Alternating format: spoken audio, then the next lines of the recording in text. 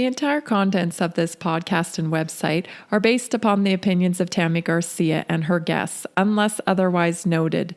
The information on this podcast is not intended to replace a one-on-one relationship with a qualified healthcare professional and is not intended as medical advice. It is intended as a sharing of knowledge and information from the research and experience of Tammy Garcia and her guests.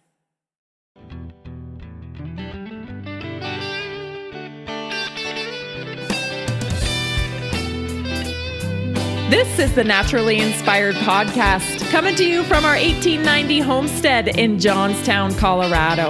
I'm Tammy, and I want to thank you for joining us. Let's get started and help people feel good so they can do what they love for longer.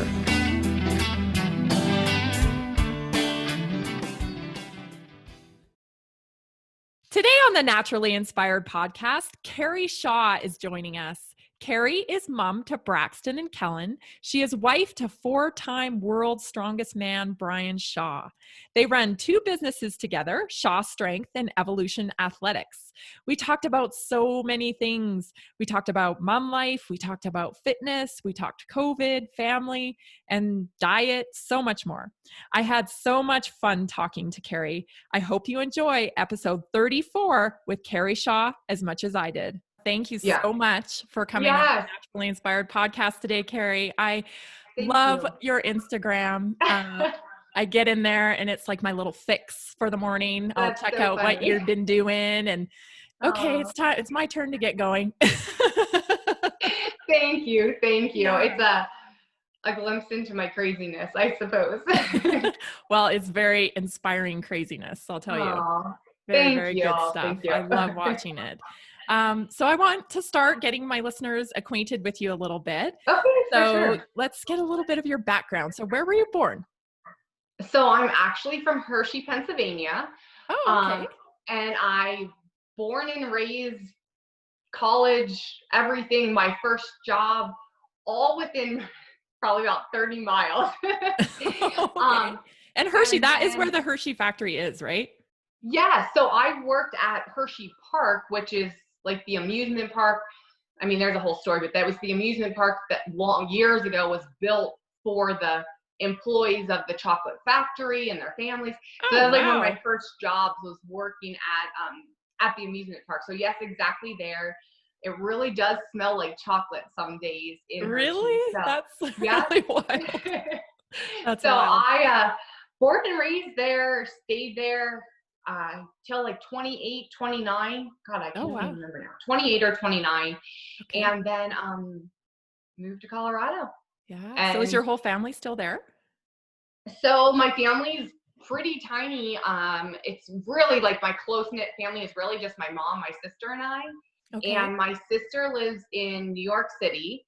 And my mom has a mother-in-law house here on our property. So yeah, she, awesome. yes, it's amazing. I'm not gonna say she followed me. She followed grandbabies to Colorado. So for sure, I don't doubt it. Yes.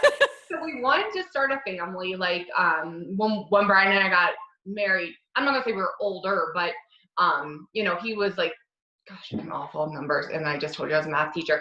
33, 34, somewhere in 33, I think he was when we got married. Okay. And we knew we wanted to start a family pretty quickly. So we're kind of working on my mom to move to Colorado, and ironically enough, right? My mom and I drove across the country, well, most of the way across the country to move her here. And I found out I was pregnant with our first the day after we got here. So that was super awesome. I didn't tell her yet. I made her wait a little bit longer. Yeah. So anyway, that's my sister's in New York City. My mom is here, and it's amazing. Awesome. I can't speak highly enough about having my mom close by and, helping with the kids and just like being here. She's like my best friend. So it's awesome. Support. Yeah. Yes, exactly. So important. Absolutely. So absolutely. Is your sister doing okay in New York? Yeah. So she was in New York and actually left New York for about 2 months, maybe a month and a half. She has a roommate in New York. her and her roommate went to her roommate's family down in Florida, and she stayed with them. Oh, I okay. think for about like a month and a half, just kind of to get out. Get some And distance. yeah, but Yeah. she kind of felt like she was, not that they made her feel this way, but you're in someone else's home for an extended period of time. So she went back to New York, and she's currently there. She's doing great. She's good. In her apartment. She's still working. All that's good. She's healthy. Thank God. But I think she's starting to get a little itchy. She's talking about maybe coming for a visit here. So, Oh, nice. we'll see. Yeah, to be fair, I wouldn't mind, because I haven't really left my house and the kids haven't left. We've all been here too. So, yeah. It'd be nice to kind of just have a little change for her to come visit, and sure. it'll be fun. Sure. So. And I'm sure she's, anxious to get around family. I know. Yeah, if you're out exactly. there, I have thought a lot about single people during this experience. So much single people, and also single parents as well. It's just, such a time of isolation. I feel like, literally and physically, but also just lacking that communication. And even if you can be around people, I feel like, for me, I feel like at first, at least, I didn't feel like I could hug my mom, or it's awkward. Even in public, like you don't hold the door for someone if you're out, and that's really hard. I agree. If you are by yourself or a single parent and you don't have that exposure to at least another adult or communication. Yeah. Another group of people that I was reminded about the other day, seeing something on social media, was families. This particular woman's a single mother dealing with high needs kids. Yeah. Yeah, absolutely. So she has a support system that she usually accesses through the school and her community. And it's like, I was just like, oh, I just felt the heaviness. Like that is such a responsibility. That's such a good word, heaviness. Yeah. I say to Brian all the time, I'm sad, and I'm not sad for me. Yeah. I'm just sad for those people, like those people you're saying right now. It's just, it's a heavy time. It's a hard time. And I don't say that at all to begrudge anyone's difficulty versus another person's difficulty. But it's a hard time. And yeah, absolutely. And just try to stay positive that we're all going to come out of this for the better in the end. Right. Yeah.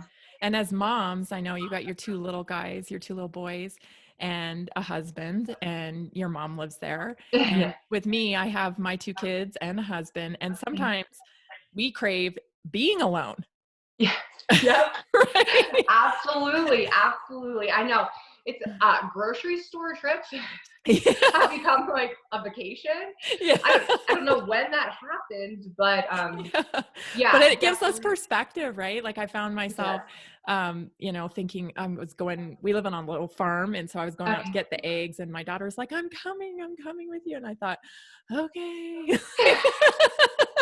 I mean, it's just it's just sometimes you just crave that little bit of space. But then I found myself thinking, there's people that like haven't seen anybody. Yeah, I know. So that perspective is so valuable. Everyone's struggling in different ways. And I think just recognizing that everyone's struggling, and maybe someone else's struggles isn't the same as yours. And I agree with what you just said. Maybe you want to break. Maybe you want to go get eggs by yourself. But at the same time, someone else might be craving that attention. And it's just, I think, recognizing that everyone's struggling. And that's our common ground, right? Like, does it really matter what the struggle is? Exactly. I don't think anyone struggles right or wrong. It's just we are all struggling. Yeah, 100%. Right. Yeah. And I wish we could do that. Just get a little bit more on common ground rather than just this division. I know. Exactly. So shifting gears a bit, you have an extensive fitness background. Holy cow. So it doesn't seem like that, but okay. Yeah. So when you started in soccer, that was kind of your first thing? Yeah. So I played soccer probably since I was 5. Wow. And I say playing soccer when I was 5, just like kiddie kickers or whatever. Yeah. I probably started playing on traveling team, I would say somewhere around 10 years old. Became more and more competitive as I got older, played in high school, played on, a traveling team or, whatever. Played a little bit in college, and honestly just kind of feel like I got burnt out at that point. Just kind of, I think everyone goes through this in a way, but I just kind of started finding myself in a different way. Maybe, I just didn't have the love of soccer anymore at that point.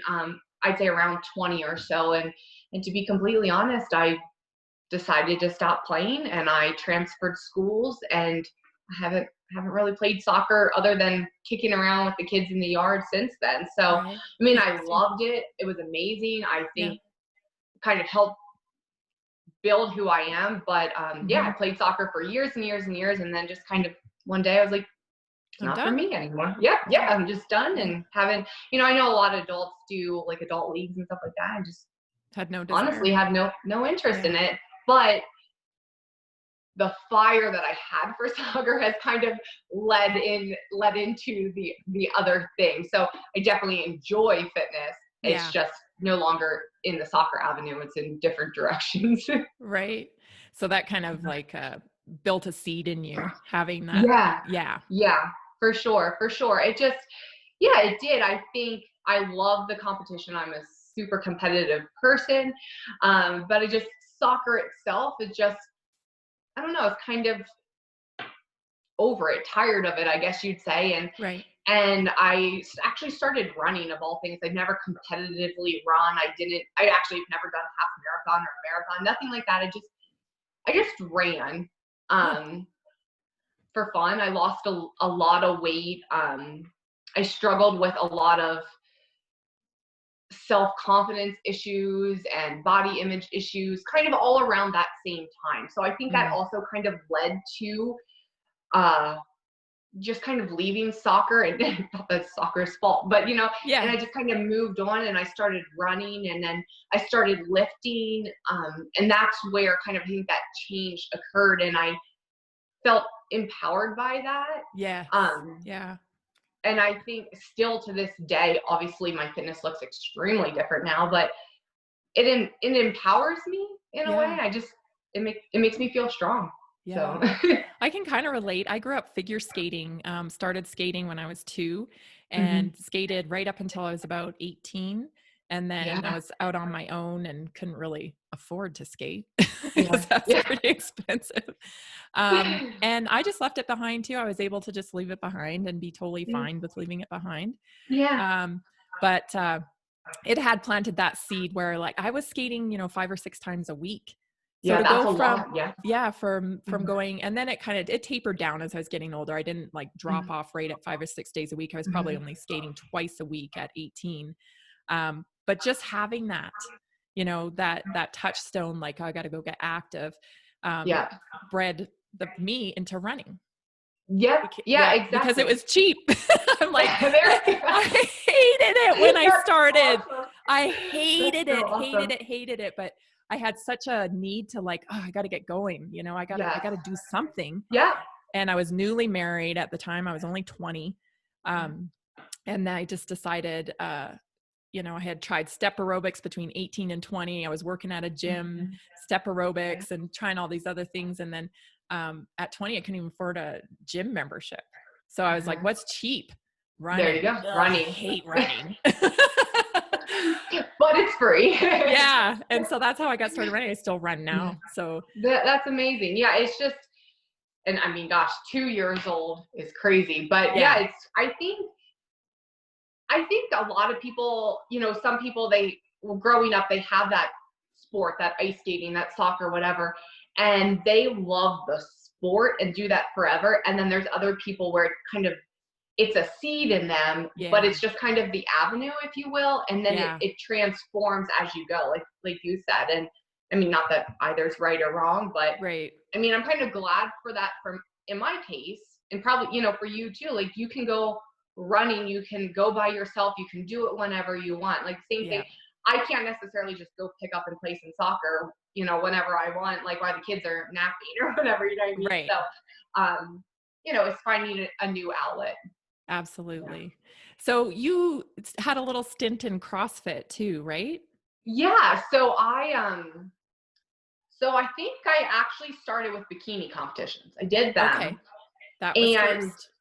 Yep, that was first. And in my experience, and everyone has a different experience, I found like, wow, this is what I'm capable of with hard work. Yeah. But I also found that from someone that struggled with, the way they looked and the way that they thought other people thought that I looked and stuff like that, it was a difficult way to find my strength, if that makes sense, getting up on stage. So much focus on. Yeah, being judged on the way I look. Yeah. I mean, so I found that I thought I was capable of doing big things, but I also didn't like that those big things were being judged solely on the way I looked. So through that, I then found CrossFit.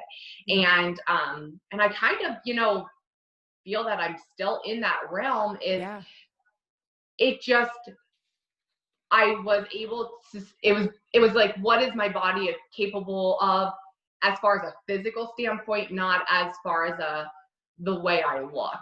Right. And so for me, that's been a lot healthier for me mentally, as far as focusing on what my body's capable of doing versus what does someone think my body looks like. And to be fair, through that, I don't really care anymore what someone thinks my body looks like. And I don't say that in a negative way, but I think that's a great thing. Like, I just don't think that women should have to, or anyone, not just women, but I don't think women should have to worry about what someone else thinks about their body. Like, if you're happy with your body and you're happy with what it can do and it's giving you babies or whatever it may be, that's all that matters. And it's that mindset, because my 20-year-old self can't even dream of saying those words, let alone really feeling those words. And I think I found that through CrossFit.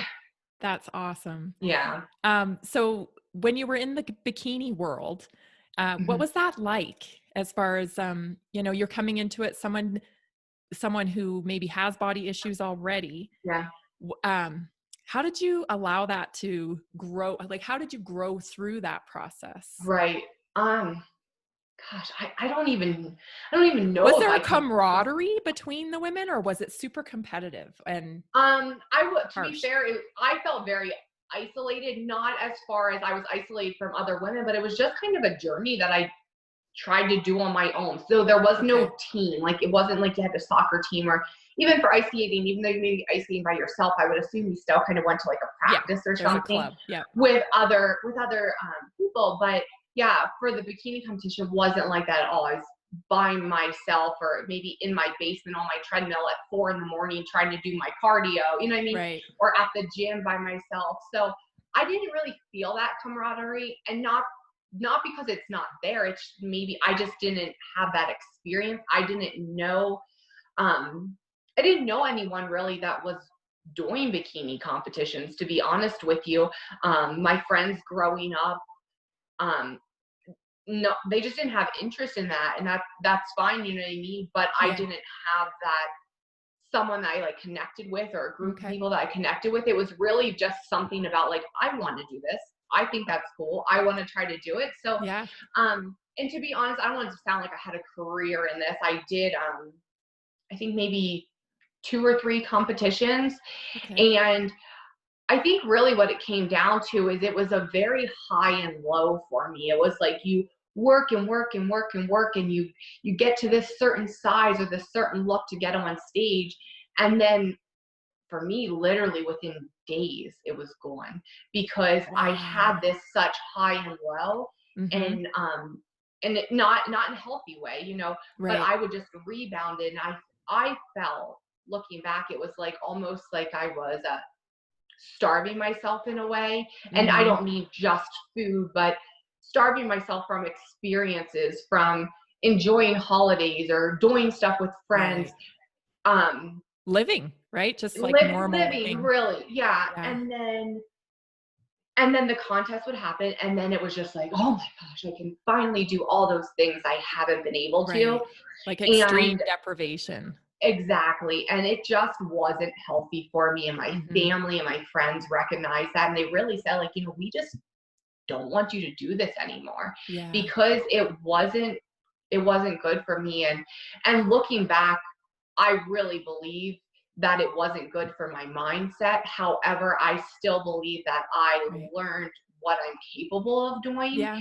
It's just now maybe shifting that for something that's a little bit of a healthier mindset for me. And Right. that has nothing to do with what is or isn't healthy for someone else. I think Right. it's just important to recognize what works for you, and that goes for anything, but like, Yeah. you know just what works for you. And for me, that didn't work, because I do have a past of where I didn't feel comfortable with the way I looked. I felt Right. like I was being judged. Right. And so to Put intentionally put yourself, myself on a to be stage to be judged. judged, It's kind of ironic. wasn't a smart thing for me. So Right. I think I learned a lot from that journey. Yeah. But one thing I learned is that it maybe is not the right thing for me, or at least at that time it wasn't. I loved the push and the drive. Yeah. I loved being like, I can do this, you know what I mean? But getting up on the stage, I really never liked that. And I think a Right. lot of performers, that's their highlight, getting up there and showing Right. off the hard work. And that was by far my least The favorite part. least. Yeah, I didn't want to be up there Interesting. being judged. I just wanted to put in the hard work behind the scenes. So, Right. Right. um, So yeah, how old were you in this? You're in your 20s when you were competing? And yep, have you met yeah, Brian yet? We should mention that your husband is yeah, Brian Shaw, yeah, 4-time strongman, world's yeah, strongest man. yeah, So had you yeah. met So him at I that had point met. or? No, not yet. Okay. As I was ending my competing, I did. We kind of just met through the fitness world, through fitness friends. So I did know him as I was kind of winding down the competing, not when I had started my competing, if that I makes see. sense. Yeah. Kind of through my transformation. Right. At the beginning, I hadn't known him yet, but through the end, we had kind of come, I guess, acquaintances, you would say. And, you know, um, That's yeah, cool. The so fitness community is really a rock solid community. the fitness, yes, it is. And I think also it's a fitness community. Like, you didn't just say strongman community or bodybuilding community. I think that hard work recognizes hard work. Oh, that's And such a great way to put it. yeah, it's just, um, I don't think, I think true athletes or true people that know what it means to put in that hard work can recognize that in other people. I personally feel that, if you are into taking care of yourself or working out, I don't care how you do it. I think it's amazing that you're doing Yeah. it. Yeah. And, Because it's easy and yeah, not to. oh, so easy not to. But I mean, all Yep. the time I'm like, gosh, I wish I was just like sitting on the couch right now watching TV and eating ice cream or something Yeah. like that. It's so easy not to. Gosh, and especially That's so right important now, that you say that, because yeah. I think a lot of people think that they have to be special. You know what I mean? Uh, Like that yeah. people who are, really into fitness or that practice Mhm. their sport all the time, that it just comes to them naturally. Right. Or that they're always motivated. Yeah. Yeah. People are always like, how are you always motivated? Not just to me, just in general. I see that Yes. question. Yes. I'm definitely not always motivated. No. I don't know about you if you're No. always motivated. No. That's why I have to get on Instagram and watch you. That's too funny. Yeah, it's just I think it's about creating a lifestyle, and Yeah. again, I think a lot of it comes back to me is for like mental health. Like, I know taking Yes. care of myself by eating healthy, by working out, puts me mentally in a better spot. I feel that I'm a better wife, a better mom, just a better person, a better friend, a better daughter, whatever. Yep. If I take care of myself, and eating healthy and exercising, is part of that for me. Mm-hmm. So yeah, I'm definitely not motivated. This morning I was getting up and I was like, all right, I'm gonna get out to the gym. Didn't get to bed till like 1 a.m, getting dressed. Here comes Braxton. He's 3. Hey, Yeah. Mom. I'm like, well, guess I'm not going to the gym. So I'm in the house, Shoot. in the living room, and I'm like, you know what? I'm going to do it right here. So push some of the tractors to the side. He's laying there and start working out. Just start going. And stopped my timer. The next one, Kellen woke up, went and got him out of his crib, came back, hit go on the timer, kept going. And it's like, just I certainly wasn't motivated. Pushing through. Yeah. But if you don't do it, I think it's so easy not to. And it's a cycle, and you just keep not doing it over and over and over. And then you get to a point where you think, how do I start again? That's so big, right? Like, and I think that's what a lot of people struggle with is how do I get going at this point? Maybe, as a high school athlete or whatever. And now I'm in my 40s. How can I possibly get going again? And I think the answer is just start. Yep. Just start. I had a gentleman, just a couple days ago. He's like, I don't know how to start. Yeah. And I said, just do it. He's like, what? And I said, tomorrow walk. I said, tomorrow, that's what I said, get up and go for a walk. I have no idea who this person is. And I said, I'm going to check in with you tomorrow. And I did. And he's like, yes, I rode my bike for 35 minutes. And I'm like, I'm so proud of you. Like, I have no idea who this person is. His pictures appear to be very like out of shape and stuff. And I was he's like, I want to better myself. How do I do it? And I said, tomorrow morning, get up and do it. And I'm going to check in.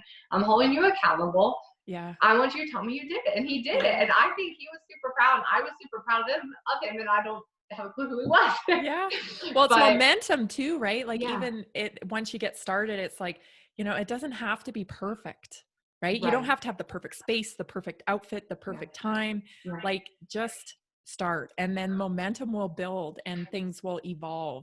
Yes. I can't agree with that more. Like, I can't think of a time I have had a perfect workout in the sense where, where I especially feel like now with toddlers. Right. Well, it's like, I don't feel like I slept the right amount, or I didn't get the right amount of fuel, or, my clothes is like, I feel like it's pinching me the wrong way or whatever. Like it's just, but if you wait for the perfect instance, it's just not gonna almost never going to happen. Yeah, I agree. You just have to kind of accept that and work around it. Just go.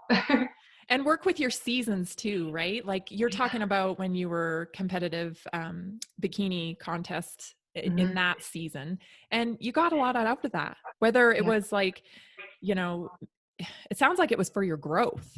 Yes. Yeah. Right? Yeah. I mean, you really grew through that experience. And yeah. look at where you are now. I mean, you just said, I could give a shit what anyone thinks about my body, right? Exactly. Yeah. I mean, how empowering is that?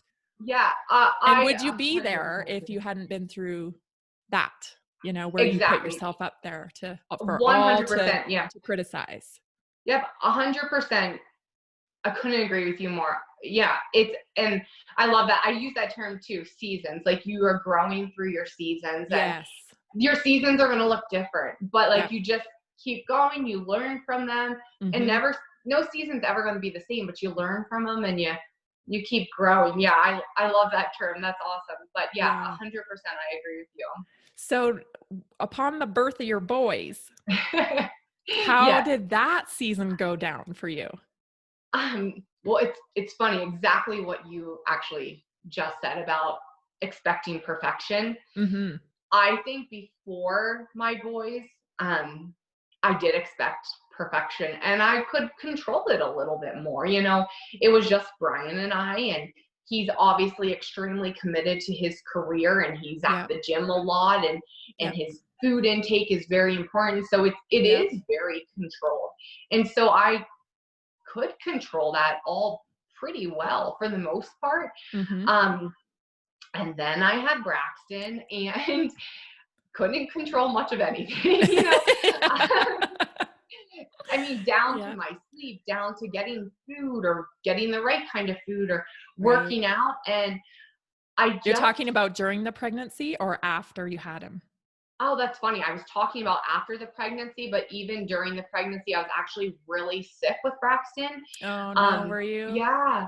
So oh, that sucks. People always find this such a surprise, but I ate Arby's of all things I can't tell you the last time I had fast food when I'm not pregnant. Right. I ate Arby's with Braxton for about 16 weeks, and that was about the only thing I ate. Yep. So it was because Because the only thing you could keep down?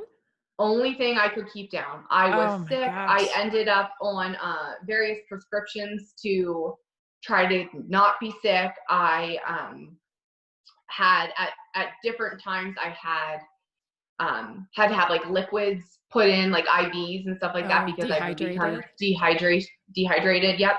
Wow. So yeah, actually I couldn't control much during the pregnancy, but once I had him, and I don't know how to explain this other than I just feel like I have found myself once having my kids.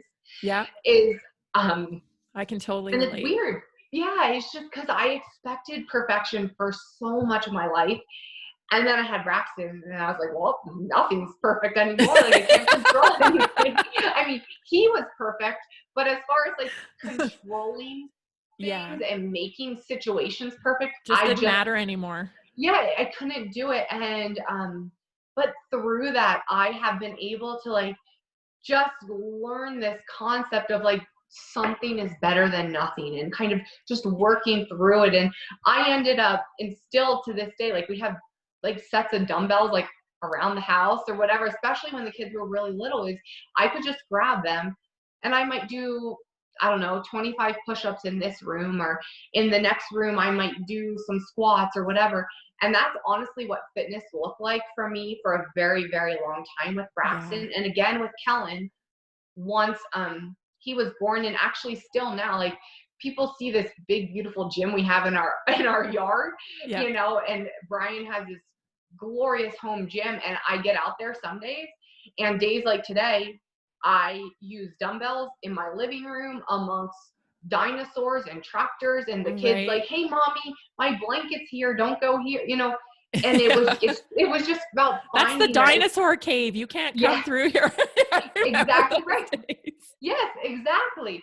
But it's just so, and I don't know how to explain it, but just somehow through all of that, I've just learned that, you know, things aren't going to be perfect, and if you wait for things to be perfect, you're going to pretty much be waiting forever, because it's not going to happen.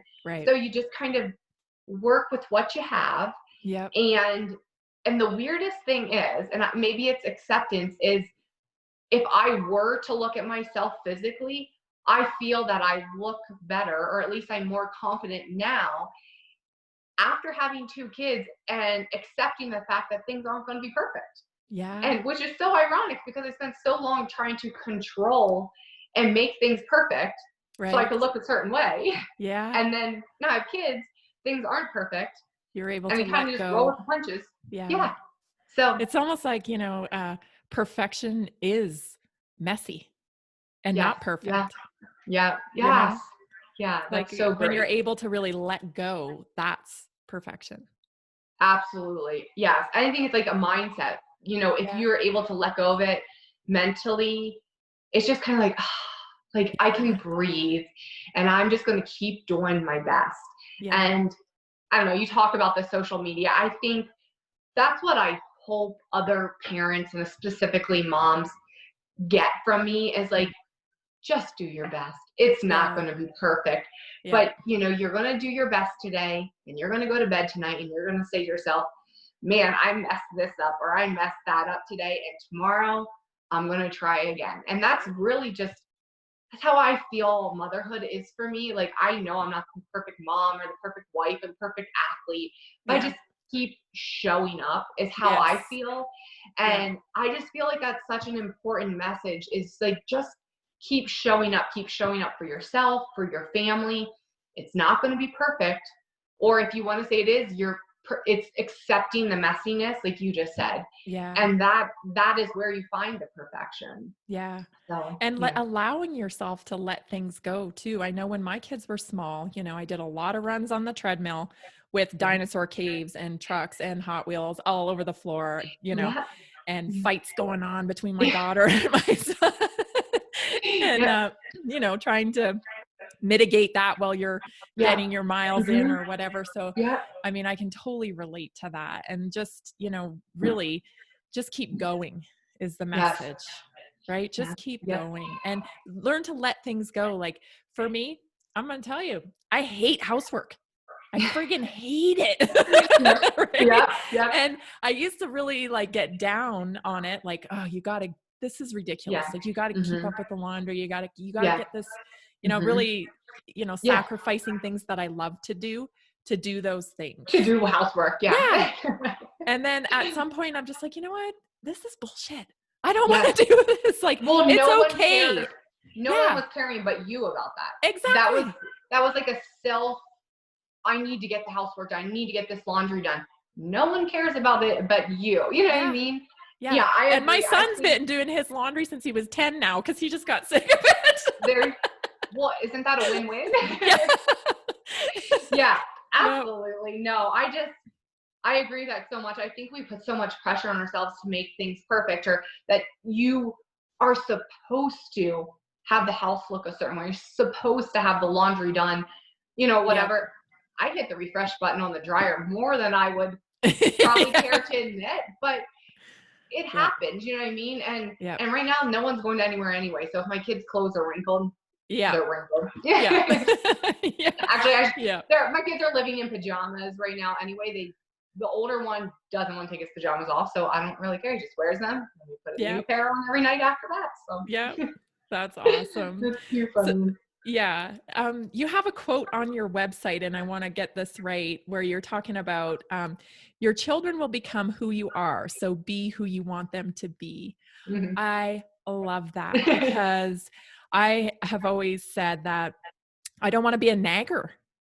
Yeah. I do not want to be a nagger, do this. You guys do that, you do that. I'm not going to nag at you. Yeah. And so I found the most powerful thing for me with my kids is to model. I've never had to, my daughter's a dancer and my son's really into mixed martial arts. Mm-hmm. And they both train and I don't have to hound them about what they eat or whether they're going to go practice. And I can't help but just think it's because I've been schlepping them around the country to different half marathons and marathons.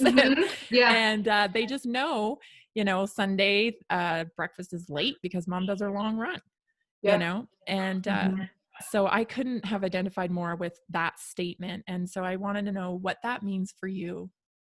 Yeah, I agree with you 100%. I think obviously you're leading by example. You know what I mean? Mm-hmm. You're not telling your kids, you have to do this, you have to do that.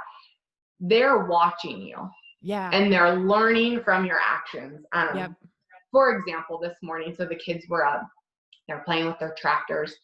And then the next minute, they're standing beside me with their dumbbells. And they're like, Mom, I'm going to do this. Yeah. I'm going to do that. Then they got down and started doing burpees. Never once did I say, and they're what? They're, how old are they? 3 and 2 and 3. 2 and 3. Okay. Gosh, those are close together, girlfriend. Ugh. Yeah. Well, that sounds extreme. They're technically, Braxton will be 4. They're 22 months apart. Okay. Yeah. So technically it's not. You ain't sleeping much at all. Yeah, not much. But never once was I like, hey, get your dumbbells, start working out. Like, we do this to take care of ourselves. Right. Same thing with the meals that you just said is, Braxton sees me, I don't know why, but I love egg whites and fresh fruit cut up on top. And he'll ask for that all the time. That's awesome. Braxton's very into Brussels sprouts right now. Oh my Lord. I can't stand Brussels sprouts. But holy cow, that's amazing. I will keep saying to him, like, I've been eating them and say, you don't have to eat them. You don't have to eat them. You can try them. You can try them. You don't have to eat them. Right. And then just one day, he's like, I think I want to try one today because mom keeps eating them every day. Right. They must be good. And now he loves them. And nice. To me, it's about, just leading by that example, not pushing them, leading by that example. I think for me, why teaching my kids to be healthy is so important to me is because when I was, and even though I played soccer for so long, when I really realized that I had a problem with how I viewed myself, making the changes to look the way I wanted to, but more importantly, love myself as I was extremely difficult. And now it's not really something I think about a lot, but looking back on those late teens, early 20 years, it was extremely, extremely difficult. And I think if you ask any adult that's trying to go on a diet, it's extremely difficult. So for me, it's about trying to teach my kids to live a balance that they're happy with. So if it's physical fitness or eating healthy or whatever it may be, it's about finding that balance when they're little. So it's like second nature. Yeah, if that makes sense. It's ingrained in them. Yeah. Exactly. Because I honestly just don't want them to ever suffer the way I suffered. Right. When I kind of went through that transformation, if you will, not the physical transformation, the mental transformation of like learning to love yourself. Yeah. So for me, it can take some harsh circumstances. Some harsh circumstances for you to come to love yourself. I know for me, I had a lot of the same issues in my 20s and, you know, teenager years, just constantly just so self-conscious about my body and judging it so critically. And I think find me someone who didn't feel that way, especially as girls, right? Yeah, I as agree. girls. But it was actually when my mom died, when I was 34, that I was able to really start loving myself, because I had the same body as her. Yeah. And it became something totally different to me. I mean, it changed dramatically when I had my son, because it shifted for me, not about body image as much anymore, but more about health. Because now I have a responsibility here. Yes. Yeah. Right. So there was a shift in thinking then when I had my son, when I was 27, and then again at 34, when my mom passed away from cancer, it became more like, well, these are her legs I'm walking in now. Yeah. So how dare I disrespect them? You know? That's so powerful. Yeah, absolutely. I'm so sorry about your mom. That, exactly like you said, hard things kind of breed that. If we let them, they can break us, or we can use them for fuel.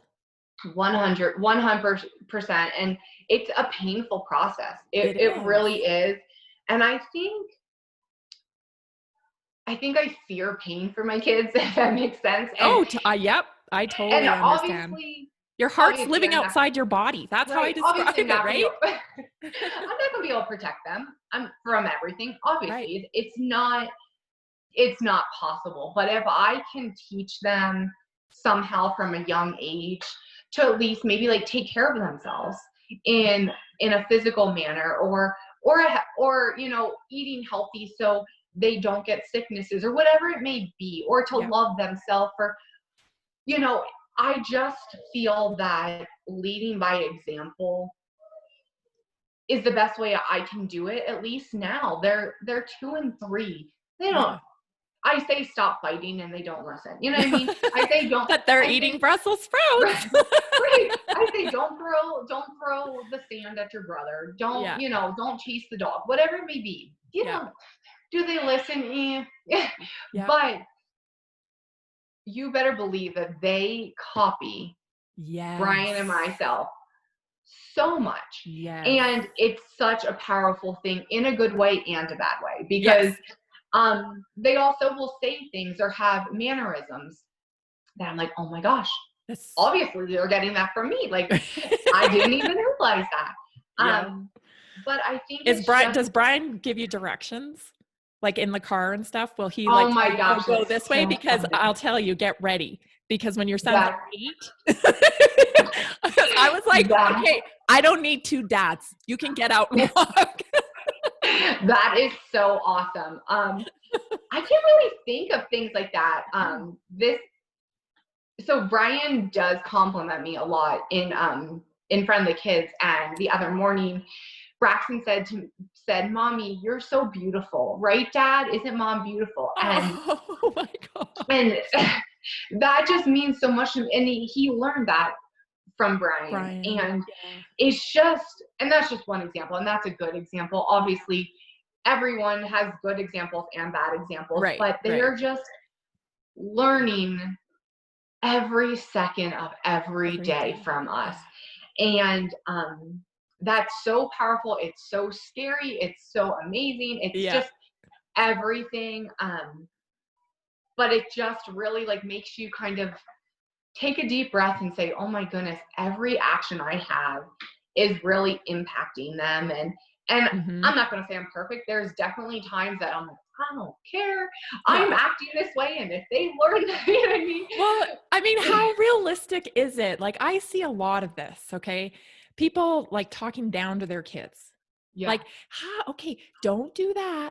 Don't do this. Like this, you know, their voice changes. Yes. Right. Yeah. And I've never been a believer in that. So Yeah. I talk to my kids like I talk to anyone. Right. Yeah. I'm not talking down to them. And because I feel like you can't shelter them from the way they're going to get along in the world. Right. And if they're expecting someone to give them this other persona all the time because they're a kid, they're not going to get that when they go to school. Yeah, no, I agree with you 100%. And you know, and we're not perfect. Right? The way schools are going, they might get that at school, but no, that's true. they're not going to get it in real life. And I couldn't agree with you more. I mean, this is a silly example, but Brian will do one kid and I'll do the other kid at night. Like when we put on their pajamas, we'll get back and then they have like a Jack and Jill bathroom and we'll each go to the separate bedroom, put on the jammies. And the boys know it's kind of like a race and they'll run to each other's room and be like, I won or I won. and then Braxton, he's a little bit older, he'll be like, I didn't want to lose. And then, you know, we just say, buddy, sorry. Yeah. That sometimes you win, sometimes you lose. And tomorrow you'll just have to go a little bit faster. Yeah. Or, you know, don't play with your toy tomorrow if you want to get your jammies on faster or something. Right. And I agree. I think it's just, and that's a silly example, but you only can shelter them so much. Yeah. But at some point they're going to get out in the real world. Right. And, you know, I do think you have to treat them like little humans, you know, that are going to grow up and see the real world. And that's right. And if you forever shelter them and protect them from everything, at some point reality is going to happen. Yeah. And, you know, it may be tough love at first, but I think kind of just preparing them for that because it's going to happen. Yeah. It's not always going to be sunshine and rainbows everywhere. That's right. You know, you just kind of, you're going to have to deal with defeat, or you're going to have to deal with not getting what you want or whatever it may be. Right. There's a great book and I can't think of the name of it. I'm trying to think of the name of it, but I'll put it in the show notes afterwards. Okay. But there's a great book about parenting and it's how, you know, over the last 15 years or so, we've raised, even probably a little longer, we've raised this kind of generation of thinking that they're special.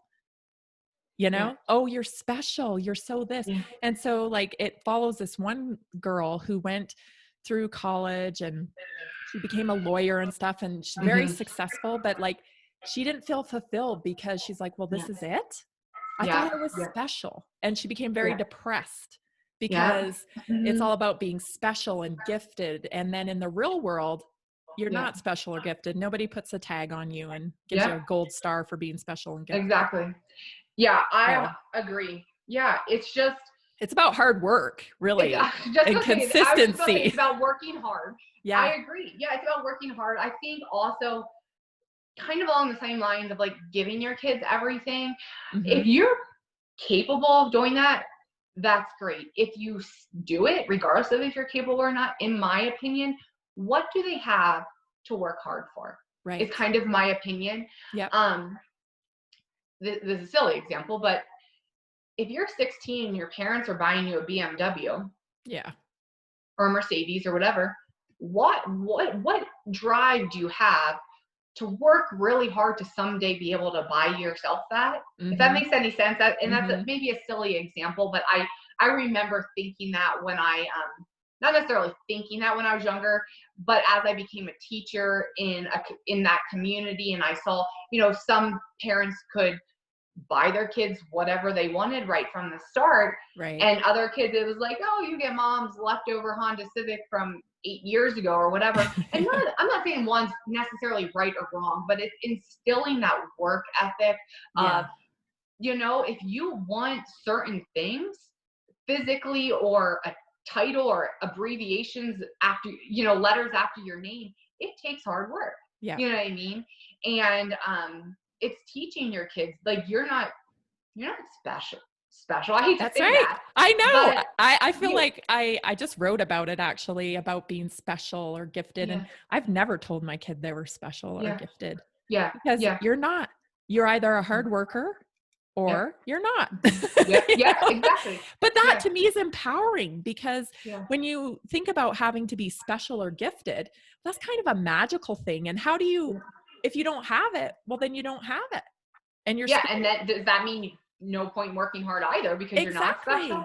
Yeah, I think it's just about teaching that hard work and that drive. And I feel that a lot of things are possible with that hard work and that drive. I mean, take this for instance. I mean, I personally feel there's a lot of people that are like, I would love to have a podcast, but you know what? You went and did it, and you made it happen. Right. You know what I mean? And that takes hard work, and that takes drive, and that takes believing in yourself. And maybe you're special and maybe you're not, but I'm definitely not. No, you know what I'm saying. Yeah, but I do. You believed in yourself, and someone along the line taught you that. They said, if you work hard for what you want, you can get it. Yeah. And I think, and then leading by example, showing your kids, like, hey, look what mom does. You know what I mean? I think you and I have something really in common, because I can sense that Brian is a big source of your belief in yourself. Yeah. And you say that, like, somebody at some point, believe that's my husband for sure. Yeah. Like, I have to borrow his belief before. In you? Yeah. His belief. Yeah. Oh, I borrow his belief in me. And that's 100%. How I roll. I mean, yeah. Yep. Yeah. 100%. I mentioned this. I left my job 2 years ago.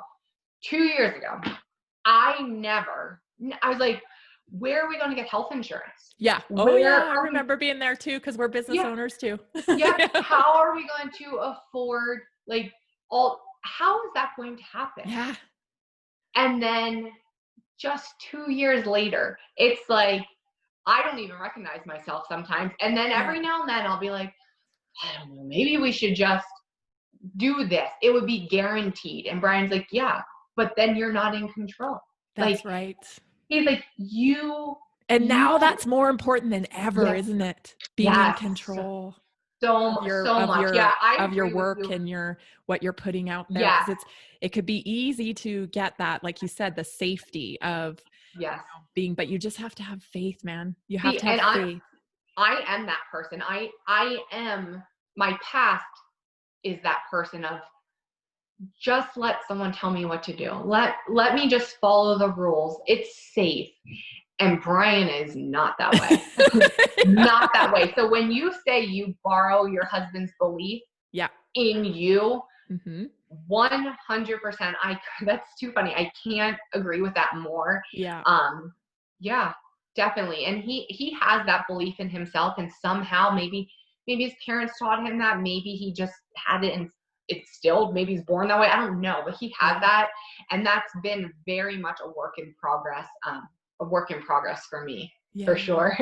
Let's talk about Brian a little bit, because, you're working your arse off back there too. You guys are growing a business. Yes. Right. Yeah. And I mean, what an amazing business. So I have to say, for people who don't follow you on Instagram, they totally need to. But the other day, the boys were in your bathroom looking out in the bathroom, looking out to the driveway, and Brian is lifting a car. He's lifting a car, and I just laughed out loud when I was watching it. I watched it like 3 times, because the boys' faces, like, I think little boys especially, they think of their dads like, in the schoolyard, my dad can kick your dad's ass. Well, actually, their dad can. That's right. They don't know that, though. They really have no concept of that. But yeah. But so I want to talk a little bit about your role in your team of you and Brian, and what that looks like. Yeah, it's definitely, I think Brian and I complement each other very well. He is, I would say he's like kind of the face of our company. He's for lack of a better term, he's the famous one. You know what I mean? Like, people see him on TV. People see him, lift Well, and the you guys have car. that Netflix documentary, Born Yeah. Strong. And Yep. I Yep. loved that. That was awesome to Thank you. watch. Thank you. Yeah. Yeah. So he has these visions. He has these dreams. He has worked extremely hard to make them a reality. Yep. But the truth of the matter is you are given 24 hours in a day. You know what I mean? That's true. And so when he needs to be able to train a certain way and eat a certain way and recover a certain way, all that type of stuff, and he has all these dreams, there's only so much time in the day. So, I, for our businesses, I kind of take his visions, which are amazing, and I figure out how to do them. It's kind of how it works. I do the simple stuff like customer service emails and stuff like that. But I also, if he says, I would really like a tank top in a 5XL so that we can sell small to 5XL. It sounds really simple. It's not. I'm sure it's not not. A lot of people wear 5XL. 5X. Yeah. So I'm the one, and then he's also super picky about, only certain colors or only certain fabrics or certain fits. So, right. So I'm then the person that's like, works with our manufacturers to get stuff like that. So I do a lot more like the behind the scenes stuff, and I'm fine with that. I don't really want to be in the the limelight. That documentary probably brought you a lot more in the limelight. How did you feel about it? Was it odd or? I don't know. I think sometimes people look at our family like we're different, and I don't feel that way. Right. I feel that we are a husband and a wife that love each other, and we love our kids, and we're working really hard to achieve our dreams, and we're doing our best to teach our kids that they can achieve their dreams. Yep. I don't feel that that's very different than any other family out there. Right. I think you're doing the same thing. I think my childhood friends are doing the same thing. I think my siblings or Brian's siblings, I think we're all doing the same thing. So when you say it's maybe brought more attention, it has, but I don't necessarily think that I'm doing something that's much greater than what someone else is doing. Right. I think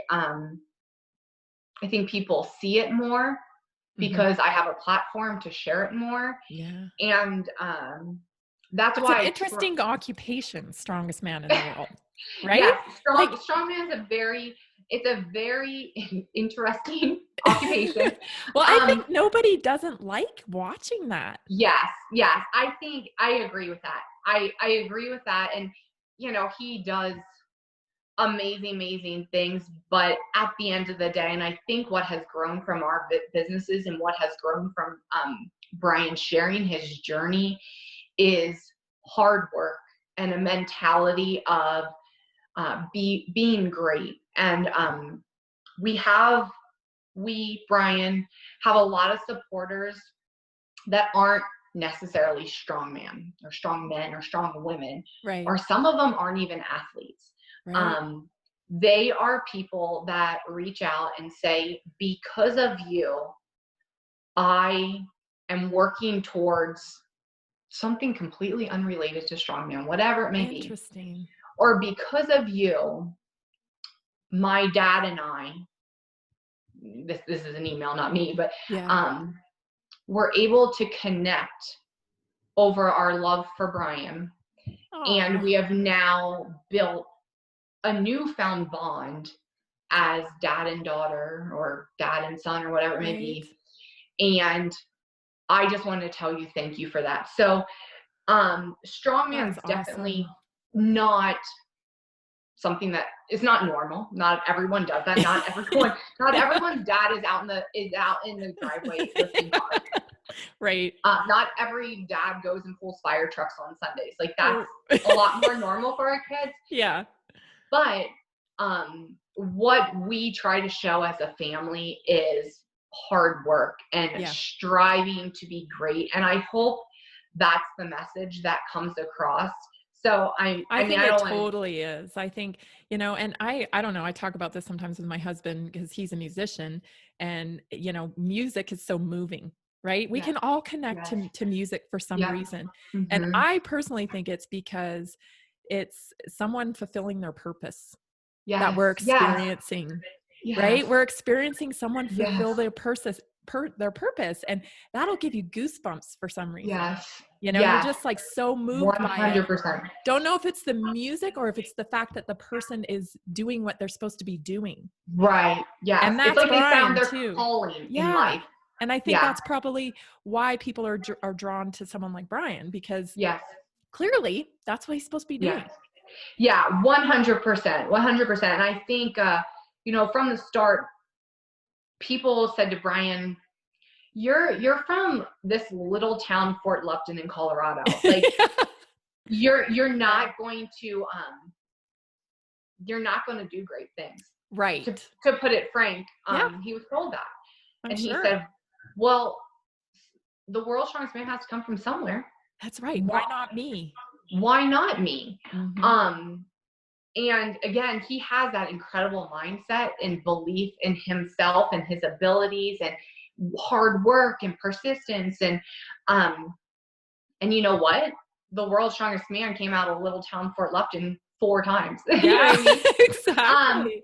So it Awesome. happened. And yeah, it's just about that. I mean, I don't want to like deflate his huge lifts and world records and all that stuff, and that's all incredible. But that all came from a belief and a person finding their calling. Yes. And I agree with you 100%. Is it's seeing someone fulfill their purpose in life is motivating. And totally. it doesn't matter if you can relate to what they're their doing. purpose is. Yeah. What their purpose is. Yeah. It's about that journey. Mm-hmm. You know what I mean? We just finished watching the show The Last Dance with Michael Jordan. I don't know if you've been watching that or not. I haven't seen it yet. Yeah. Oh my gosh. So good. Brian's obviously a huge basketball fan. But it's just about this drive. Yeah. And it's never quit. I played basketball growing up, but it wasn't really for me. The show wasn't about like the basketball. Like my mom watched the show and also loved it. It's just like someone fulfilling what they're meant to do, or even just finding what they do. I think a lot of people may not even ever find that in life. That's right. Or you haven't worked for so long because we get pigeonholed. You go through school and you're expected to graduate, go to college, get a job, and then you become pigeonholed and you don't really know what you like anymore. Right. Yeah. Because it's just what you get this job and then you have bills and you have to pay the bills. And if you take the time, yes, 100%. I think, kind of bringing back to our whole world situation right now, I think right now, maybe a good thing is people are going to be forced to find, what's meaningful to them right now, because that trap, unfortunately, or fortunately, isn't there. They may have lost their job. And again, in certain ways, I think that has happened for us, in this situation. It's like but this is good enough. I have my paycheck, or, this job's good enough, or I don't know, this relationship's good enough, or whatever it may be. And all of a sudden it's not good enough for maybe unforeseen circumstances. And you're forced to find out, well, what do I really want? And I guess and how do you grieve the loss of something you didn't like? Exactly. Yeah. Yeah. Right? Like a lot of people hate their jobs. And so like they're grieving the paycheck, but they're not grieving the job. Yeah. And if you're in that situation, maybe that's something you need to take a look at. Right. Yeah. 100%. I mean, don't get me wrong. It's very, very hard times, but I always try to have a positive mindset on it. Yes. So yes, it is a very difficult situation right now, but if you can find this beacon of light and look at something as an opportunity to say, you know what, maybe I'm meant to do something else. Right. Maybe this happened for me, not to me. right? Maybe I meant to go somewhere else. Maybe I liked my job, but my job was in, I'm making this up, Texas, and I want to go to California. You know, whatever. Probably not that. But, I if get you what were in you Texas, mean. you probably wouldn't pick California. Yeah. Or vice versa. But you know what I'm saying? Yes, I totally do. It's if you can look at it as an opportunity to kind of find something that fulfills you more than maybe your current situation does. Right. And that leads me to bringing up the fact that a lot of Brian's competitions were canceled, right? Yes. So what was canceled? Well, to be 100% fair for Brian, only one of his contests, which is World's Strongest Man, which was scheduled to start yesterday. And it has been currently at this time is postponed until November. Okay. I think, oh goodness, early November. I can't remember the exact dates. Okay. So, so that situation, that contest for Brian has only really, contest wise, that's the only like direct effect. But he's had many appearances that have been canceled. You know, seminars he's done have been canceled. Going to someone else or someone else coming here to kind of do different types of content. Collaborations and stuff. Right. Collaborations. That's all been postponed. Canceled, postponed. I don't know. I know, right? What is it now? I don't know. So, yeah, so it's had a huge impact, 100%. And so as moms, I feel like, I don't know what it's like in your house, but I know for my house, I have to be mindful. I learned early on because my disappointment or my upsetness can just leak through the family pretty quickly. Yes. Yeah.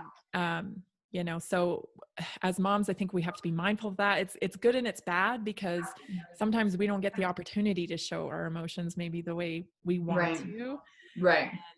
And in other times it's nice because, you know, we can lift our families up. Right. But what were you doing and how are you helping, you know, keep that going with all I think, you know, if I'm being completely honest, I think in our family, Brian is more of that steadfast with the emotion. I am a very emotional person. Through this time, we have been fortunate enough to launch a second company. Oh, wonderful. So my work has literally doubled in this time, and the kids are home. So I went from like one job. Are they normally like at preschool? Yes, they're normally at preschool 5 days a week. So my job went from like one job and the kids at preschool to two jobs and the kids at home. Yeah. So if I'm being completely honest with you, I am the emotional one. I am very stressed, and Brian is kind of like my rock. Like, we'll get through this.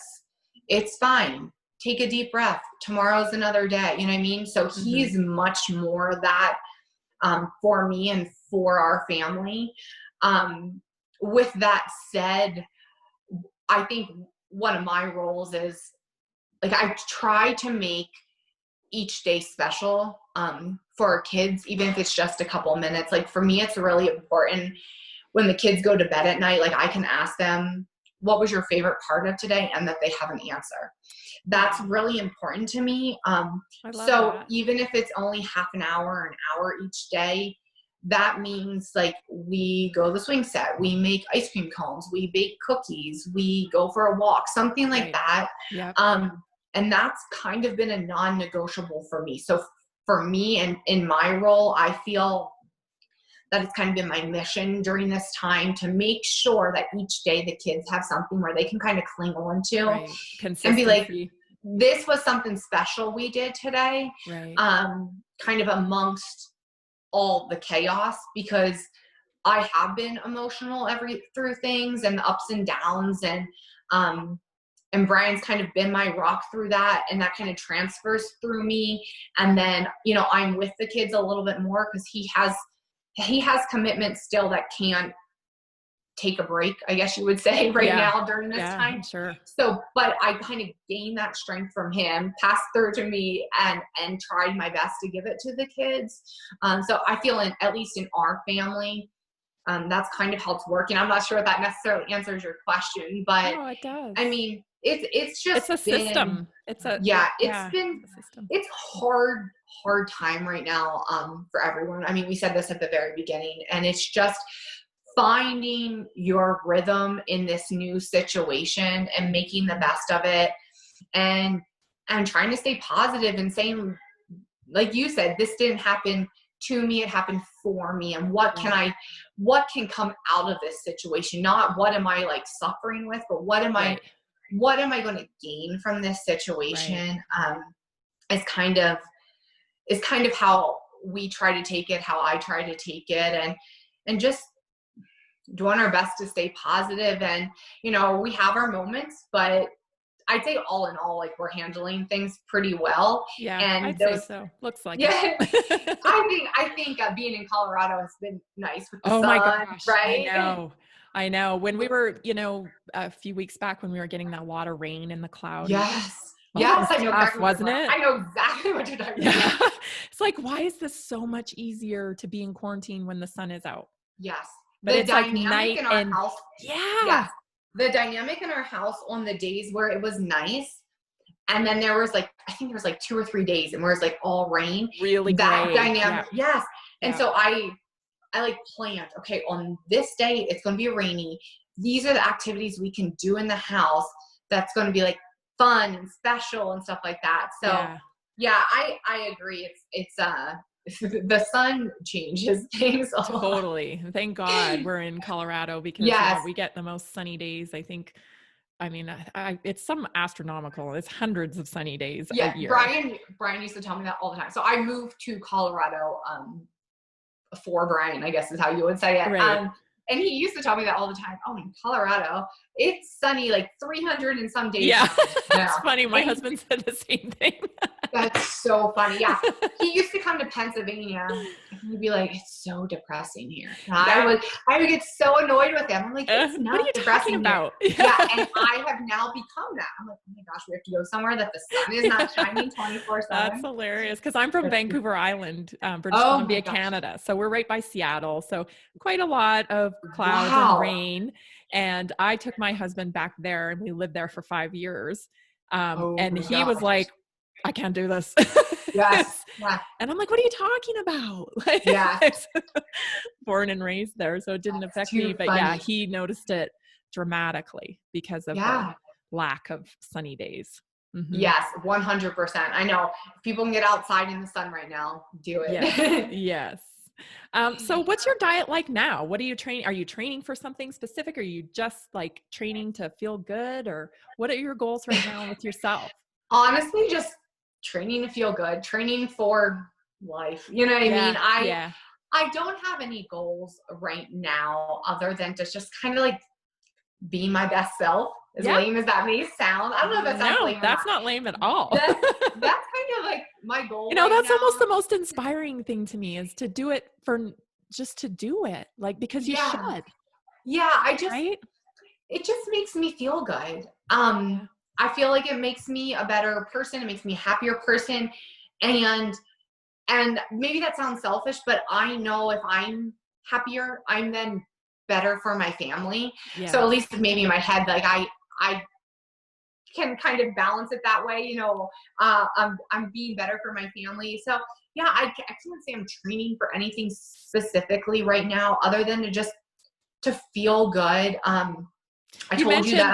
You mentioned that you like fruit and egg whites and stuff. Is that that's your normal diet? How do you eat on a day-to-day? Just give us a glimpse. I'll just run down real fast. So, egg whites and fruit, a protein and a carb is kind of my post-workout. So right now I've been eating it, but, or a protein shake and something like that, mm-hmm. And then everything is really non-processed. So, eggs in a vegetable or meat in a vegetable. And then, carbs, I really like fresh fruit, but fresh fruit or oatmeal or really rice, something like that. Like it's all. So you don't cooked. eliminate carbs? No, definitely not. No. What do you think of the whole keto fad? And like, what do you think about this whole diet culture and all these, yeah, what's your thoughts on that? so what I will say about that is it's kind of similar to my thought process of working out. Do what makes you happy. Do what works for you. Right. So I don't have a strong opinion as far as this nutrition. I won't say diet. Nutrition way of life is the best. I'm not going to say that. I know what I think's best for me. If someone feels that keto, we'll use that as an example, is a way of life for them that they are happy with, that gives them a balance of the results they want, as well as the happiness of eating food. Right. Like, are you enjoying it? Yeah. Yeah. Are you enjoying it? Yeah. Then that's awesome. Right. For me, and I've tried the low carb diet. I have too. I love fruit. I love do too. Fruit. So when I have a diet that tells me that I can't eat a fresh apple off of a tree. Weird, huh? I have a really hard time. Yes. Same. I have a really hard time understanding that. So for me, that's why I don't really do keto. I don't feel great on it. You know, I've tried. For me, it just doesn't work. Does it work because my body isn't working? Is it working because mentally, I'm not there? Is it working because I'm not enjoying it? I don't know, but it doesn't work for me. You. Yeah. So I struggled with it too. A lot of people, especially for running, that's why I tried it. They said, oh, you know, once you're fat burning, then it's like amazing. Really? Okay. Yeah. Wow. Once you're fat burning, it's amazing. You got to get through the keto flu. No, I wanted to die. I felt my running went in the toilet. And then later I had a nutritionist on the podcast who's awesome. And she did my genetic testing. Oh, wow. Okay. And it came to find out that like I should be eating carbohydrates. Yep. Right? Like my body's designed to burn that way. That's the way your body works. And I guess the non-scientific side of things is that's how I feel about it. Everybody's bodies maybe are a little bit different, and find what works for you. If you can do the genetic testing, which I've never had done. Oh my God, it's so fun. Is it? I'll have to give you a name because she's awesome. Yeah. Definitely send it to me. I mean, that would be, I guess that's ideal, but I think it's just finding what works for you. So I'm not going to come on here and say, oh my gosh, don't eat carbs or eat tons of carbs or whatever. In my opinion, I think it's about finding a balance that works for you.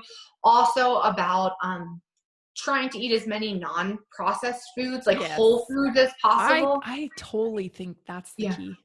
Yeah, I do too. Really we don't really eat anything out of I was going to say a package. I mean, we eat like eggs, if you consider that out of the package, or I eat like oatmeal, but we don't have, our kids do a little bit. And to be honest, they didn't even have this until this whole pandemic has happened. Right. Before this, they didn't really eat processed foods either. I mean, now I'll give them like, you know, fruit snacks or something like that. Before that, none of that either. But we don't have stuff like that in our house. Yeah. Like Kellen, he's just turned 2 weeks ago. He will open the fridge and pull out the drawer and get an apple and start biting it. Like that's it's just kind of how things are in our house. Or he'll ask for a banana. They still love a little bit sweeter foods, you know? Yeah. But I think fueling yourself with the non-processed foods and then finding that balance. Like I love pizza. I love ice cream. Right. So for me, it's about finding that balance of treating myself and treating myself in a quantity or however often, like that works for me. Right. And if I feel maybe I'm treating myself too much where the balance over here is going down, then I cut it back a little bit. And it's just finding that balance for yourself. And I mean, beyond the scientific part, I don't really feel that an outside person can tell you. Yeah. Like can tell you how you feel when you're I think too many times today too, we throw out things like intuition and, you know, folklore and stuff. I mean, there's certain sayings that came from way back, you know, an apple a day keeps the doctor away. Yeah. We throw all that stuff out now. Like it doesn't mean anything. And I think listening to your cravings and, listening to what your body really needs. Like, I don't know, Right. sometimes, we'll go on vacation or, and live it up on vacation a bit. And then after a day or two, I'm like, I need a salad. Yes. Yeah. I agree. Like Yeah. you I crave it. think, You're like, okay, yeah, it's time to chill and get some I, greens in I, here. I think that's, the more you practice that, the more you connect with your body. Yeah. Um, Good point. you're used to taking care of yourself. And you like, let's take the nutrition out. Like, I feel like if you go for a run, Mm-hmm. probably pretty quickly, oh, is today going to be like, is my body feeling good? Yes. Or is my body going to have a rough day? Yep. And then back to the food, the same thing. Like, when you're really connected, I feel like that. If you are used to eating not great food, I think you lose that. You lose that concept of, oh my gosh, my body doesn't really run well on Oh this. yeah. Like, Good if I point. would have, I'm making this up, a donut for Mm-hmm. breakfast, like a donut and a coffee or something, Yeah. I am so sick Oh yeah. from that. But there's people that's their normal. So I Normal. always ask That's myself, true. do Yeah. they know, like, do they not do they not feel well every day? Or is They're that just just used to it. normal to them? Are they Yeah. used to it? You know what I mean? So I Yeah. think So the more true. you can be in connection with your body, you learn that. You don't know what you're missing because you don't know. Yeah.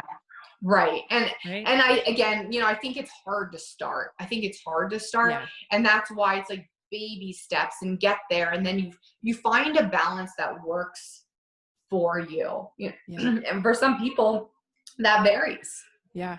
Yeah. That's so true. It's kind of, what is that analogy they used to say about a frog in a pot? The water keeps getting hotter, but they don't really notice it because you're in there, right? Right. Right. You Exactly. you No, don't notice I it agree. until it's boiling over. And Yeah. that tends to be what we do with our health, unfortunately. And that's I kind of the think so purpose too. of the podcast, is just to, flow ideas out that, hey, you could do this differently. Yeah. There's different way to kind of shift the way you're thinking about things and approach it from a different angle. Right. Right. Absolutely. I think it's exploration. Yeah. There are different angles, Yeah. and it's just kind of exploring that. And I think, I've obviously listened to some of the podcasts you've done with other people, and it's about like exploring that, like what works for you, what makes you feel better. But in my opinion, you don't have anything to lose. Like, right. Trying something is not going to hurt, right? But what if it helps? You know what I mean? So it's kind of exploring that. Yeah. And I think though, but sometimes medically we can get pigeonholed because we think there's only one way. You go see a doctor, you go do this. This is only one way to do this. Right. So we have to really like make a shift in the way we think, that actually there's a lot of different ways. Right. Right. Yeah. 100%. And I think it's kind of taking responsibility for that. Yeah. Like, you go to your doctor and they say, well, unfortunately, I hate to say this, but a lot of times the doctor is like, well, here's medicine. That's right. And I always think back to my grandfather, and he was sick and he couldn't gain weight. And they're like, well, we can, give you this medicine or that medicine. And I don't remember, like, why don't you just try to eat a different type of diet? Yeah. You know what I mean? That's maybe like more calorie dense with like peanut butter or, something, right. Something like that. Or, if someone goes to the doctor with maybe like cholesterol issues, instead of just giving them medicine, like, discuss options of how you can control that on your own. Mm-hmm. And I'm not saying that medicine is an awful thing. I'm not trying to say that, but what I am saying is I think we need to take responsibility when responsibility could help the issue. Yeah. So that's exactly it. I mean, it should be more an integrative approach, I feel like, right? Like, what can we do? What are we doing? Because I think it's 80 or 85%. I had a doctor on recently that talked about this. 80 to 85% is of disease and ailments are lifestyle related.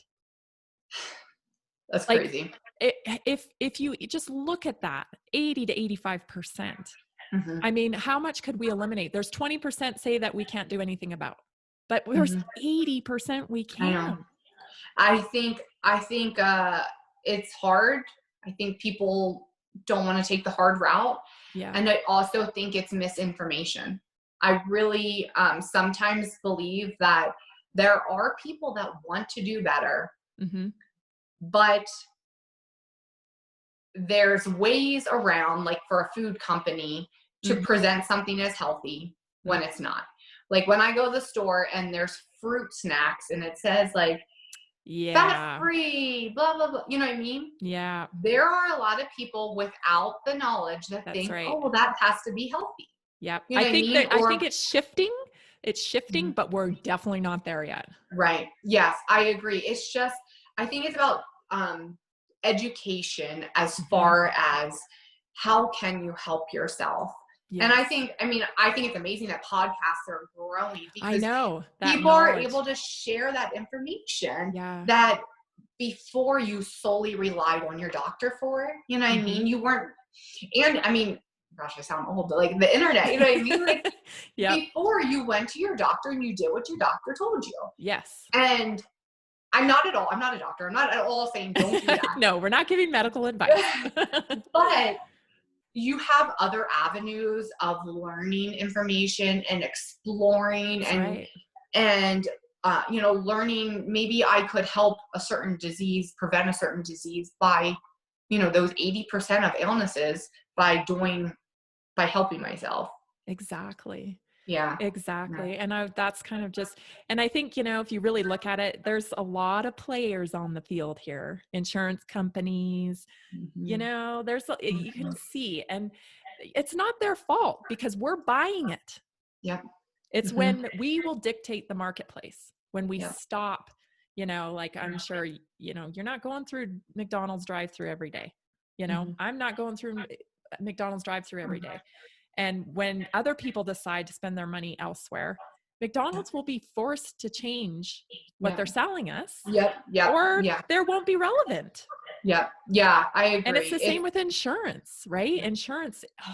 I could just go on. I mean, nobody likes insurance. That's too funny. And you said you guys are self-employed. That's right. So we're business owners. So you feel my pain, girl. I have an insurance meeting after this. Oh, Lord. Yeah. I 100%. It's about, supply and demand in a way. Yeah. We like have if we're going to pay what... $1,200 a month, why in the hell are we not allowed to dictate how we want to be treated? Why are we not, we're paying the premiums, but you're going to tell us, like, I never use our insurance because we don't go anywhere. We don't go to the doctor because they don't have what we want for what we need right now. Yeah. We don't have, thank God we don't have any major issues. So if something comes up, I'm doing my research, I'm figuring it out, and probably going to see a nutritionist or going to see a naturopath, see how we can fix the underlying problem that's causing the symptom. Right. So, I mean, if I'm paying you $1,200 a month for insurance and I'm getting nothing out of it, nothing. I mean, this has to change. Yeah, no, I agree. And I think it's just about educating people. Exactly. I really do. And I think it's a slow process. It's going to be. But just because something's slow or hard doesn't mean you just don't do it. That's right. I mean? Oh my gosh, I just talked about this yesterday in my post. How ironic. That's so funny. When people say, well, you get that wherever you go. Yeah. Does that mean you just accept it? Exactly. Yeah. Exactly. Like, well, you have to have insurance. Well, yeah, but I'm not happy about this. Right. So what can I do? You have to speak elevate up. It. Yeah. If you want to create change, you have to you have to be the change. I thought a while ago you said about a quote, and you said on the website, but I think in my Instagram bio it says like be the change. And it's just like if you want things to change, you have to help lead it along. You have to help that process. And like you said, you just can't say, well, that's just the way things are. Yeah. You know what I mean? It's not going to change. I'm not happy about it, but it's not going to change. Well, why not?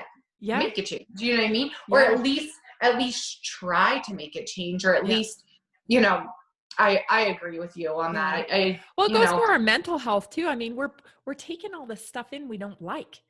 Mm-hmm. You know, Mm-hmm. I don't like that about this. I don't like that. I don't like that. But if you're not like doing anything about it, then how's your mental state? At some point, you're gonna snap, man. I feel like I'm pretty good with that. Like people, like I don't follow people on social media. Like if at any point I see something and I'm like, I just don't like the way that sits with me. Yeah, gone. Click unfollow. Yeah. Like, yeah, that's the beauty of it, right? Like and I think so many people don't do that. I think so many people are like, I don't know why. They're like, well, I'm following along and I'm letting that in. Like you're letting that person's words or actions, not just social media, like in general. Yeah. Diving right into it. You're choosing that relationship. You are letting that in. Yeah. And it's just like you said, like, you know, even in like a relationship, if the other person does things you don't like to you, do you just keep taking it or do you change it? You know what I mean? Right. And unfortunately you have to take responsibility for that. And if you don't like what's coming in from a certain avenue, if at all possible, you go a different direction. And you know, obviously there's situations where you can't just leave. You have to let it in. There's always a caveat that Right. Sure. And then you have to work on the way you handle that. But I agree, there's so much out there and you have to choose what you let in and how you let it affect you. Yeah. I think, you know, I recognize that like the athlete mindset in you so much because that's what you have to do as an athlete, right? Like you start out in a race or you start out in a competition, it starts not going the way you want it to go. So what do? You can give up or you can pivot in a way and try to get the best result you can. Yeah, absolutely. Absolutely. And it's not going to be perfect. It's never going to be perfect. You know what I mean? But it's like, I just don't believe if something's not easily going to be perfect, you don't just give up. Right. You know what I mean? You try your best. You try to create change or you try, you know, to do it the best way you can, or you figure out options to keep working towards your goal or whatever it may be. It may be health or exercise or whatever. It's just, you know, it's just not going to be handed to you just because you're special. You know That's what I right. mean? That's you gotta, I agree. So where, Keri, can everyone connect with you? Where's the best place to connect with you, to follow you and to follow Brian and just watch and be inspired? Probably the best way would be via Instagram. So I am fitmommy_Keri Shaw on Instagram and Brian Shaw Strength. And then we each have YouTube channels. His is Shaw Strength and mine's Keri Shaw. Unfortunately, mine's taken a little bit of a hit at the current time just because, you know, kids are home 24/7. But you know, and also we've kind of limited who's able to kind of come and go in our house. I'd say those are probably the two best ways to connect with us and just really see. You have some great workouts on your YouTube channel, and I know moms could really benefit from them because guys, like she has like 10-minute, 12-minute workouts. Yeah, and you can do them anywhere. And again, is it perfect? Are you out in the gym and with the perfect music and the perfect clothes and the kids aren't there and stuff? No, it's not. But you know what? If you're waiting for that opportunity, you're going to be waiting a long time. So instead, grab your kids, do like a fun workout in the living room or the garage or the yard or whatever it may be. And I just feel like it's a cycle. It's a snowball. Like one good decision breeds a second good decision and a third good decision. And that's what I try to share on the YouTube is just kind of break it down and make it simple and quick and fast and easy and just, you know, make it accessible to everyone. You know what I mean? Not everyone has the perfect equipment to do certain types of workouts or whatever, but that doesn't mean you can't do anything. Right. And you guys have an athletic line as well too, don't you? Athletic Yeah. wear? So we have, we started Evolution Athletics gear, which is a supportive gear line, which is like weightlifting belts and stuff like that. But along with that, we are doing like more of like an athletic clothing line. I think, I just like double checking my shirt. I'm going to get one of those. This shirt is releasing next month. Oh, okay. So we've been doing, just basics that, to be fair, that Brian and I wear and say, hey, we would want to wear this. Yep. We are releasing those. And what has been important to us is making it accessible to everyone. Nice. Like Brian is a 4-time world's strongest man. He's done this in his athletic career. I work out in the living room sometimes with a 2-year-old and a 3-year-old and a dog. And they're like, Mom, look at, this tractor. They're throwing stuff at each other. But we're at the opposite ends of the spectrum, maybe. Yeah. And I feel that Brian feels for so long, like, he's been so big that people don't make stuff for him. Or I'm like, well, here, I'm just at home. No one really cares about me, like, because I'm not a professional athlete. Like, our goal is kind of like all encompassing, men, women, like, right. I don't care if you're the strongest in the world or you're starting out on your journey. Like, that's kind of our goal, is just making it accessible to everyone and supporting everyone in their journey. We kind of have been going with the tagline is like, you don't have to be great to start, but you have to start to be great. You know what I mean? I love it. And that's really just been our goal with this new line. And actually, we've only we just launched like a month and a half ago, so it's been great. And then we're releasing a new line of clothes and sleeves, elbow and knee sleeves, next month. And it's been wonderful. But it's just like Brian wants to give back to his community, and I want to give back to my community, and everywhere in between. And that's kind of where this all came from, is just supporting everyone in their journey and not making them feel like, well, I'm too big to wear something that's cool, or I'm not strong enough to be able to have this type of equipment, or honestly, I'm not wealthy enough to afford that. Like, we have tried our best to, some lines are very expensive. Yes. Is to find a happy medium, the medium with everything. And also, like, we don't sell things that we don't use. Like, people have seen me like in different leggings and stuff, and they're like, well, when can I get those leggings? I'm like, well, you can't, because I wore them once or twice and I didn't love them, and I'm not going to sell something to you that I don't love. Yeah. So I feel the same way. It takes longer.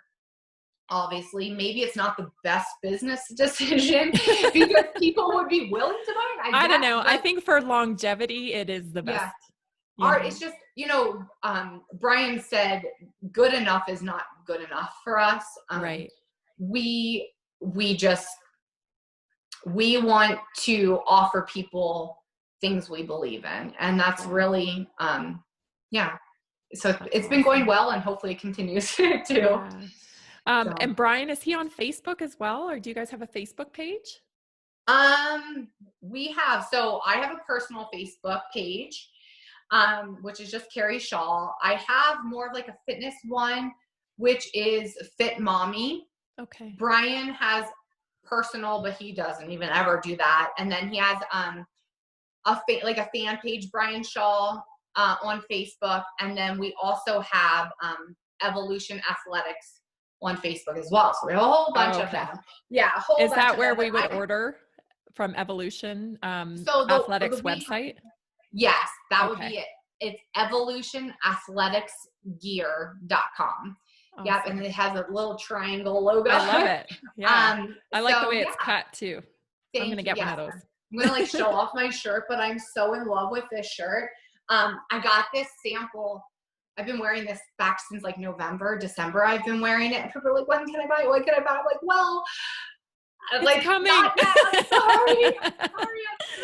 Coming. The same thing with like leggings and stuff, but hopefully next month it's all, So. Well, Keri, gosh, I had this feeling we were going to hit it off, and I feel like I just made a new friend today. So yes, thank you so much. This has been so enjoyable. Thank you. Yeah, I really appreciate it. I had a great time, and I just Me really too. enjoyed your words, and I know I'm going to listen to it again and get more out of it. And I can't wait for our listeners to hear it too. So thank you so much.